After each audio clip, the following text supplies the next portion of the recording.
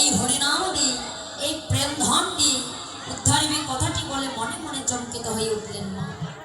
কেননা এই বিশ্ব ব্রহ্মাণ্ডের যা কিছু আছে সবই তো ভগবানের মাথায় না, সবই তো আমার, কিন্তু প্রেমটা তো আমার নয়। শাস্ত্রী বললেন বৈকুণ্ঠ না বাহিরে, বৈকুণ্ঠ না ভিতরে, এই বৈকুণ্ঠ আছে সকল ভক্তের হৃদয় মন্দিরে। ভক্তের হৃদয় মন্দির ছাড়া কখনো প্রেম পাওয়া যায় না। তাই ভগবান আমার সেই প্রেম ধর্ম পাওয়ার জন্য সমস্ত ভক্তি শাস্ত্রীকে জিজ্ঞাসা করলেন, বললেন তোমরা আমাকে বলে দাও আমি কোথায় গেলে, কার কাছে গেলে, কি করলে এই প্রেম ধন আমি পেতে পারি। কিন্তু মা আমরা তো সবাই তো ভগবানের সৃষ্টি বাবা, তাই না? ভগবানকে তো উপদেশ দেওয়া যাবে না বাবা, যাবে যাবে না, কিন্তু ভগবানকে ভালোবেসে উত্তর দিচ্ছে, হে দয়াময়, যদি কোনোদিন কোনো কালে কোনো নিষ্কিন ভক্তির চরণ ধরে হৃদয় অঙ্গে মাখিতে পারো, সেই দিনে তুমি তার কাছে প্রেম ধন পেতে পারো। দেখো আজকে এই আসরেরই কথা, এই আসরে যদি একজন বৈষ্ণব থাকে মা, ওই বৈষ্ণবের দর্শনে এই স্থানটাই একটা বৃন্দাবন ধাম হয়ে যাবে মা। কেন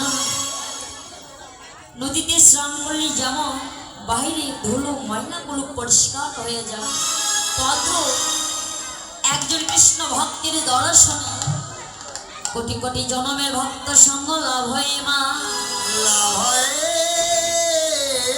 মা। কিন্তু মা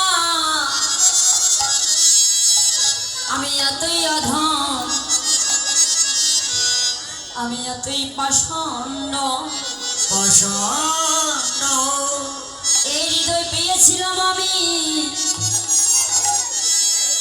কৃষ্ণ ভজনের জন্য, কিন্তু আমি তো একদিনও ভক্তের চরণের ধুলি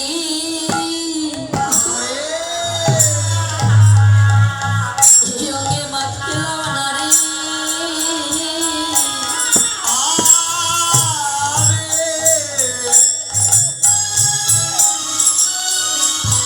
আমি একদিন ভক্তের চরণ ধুলি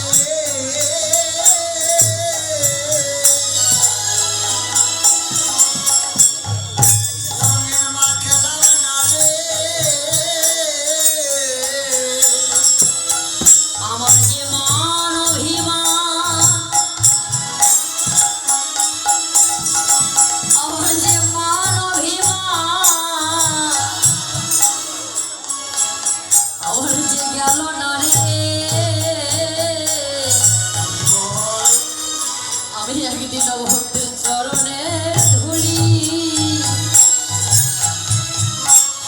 এই অঙ্গে মাখলাম নারী।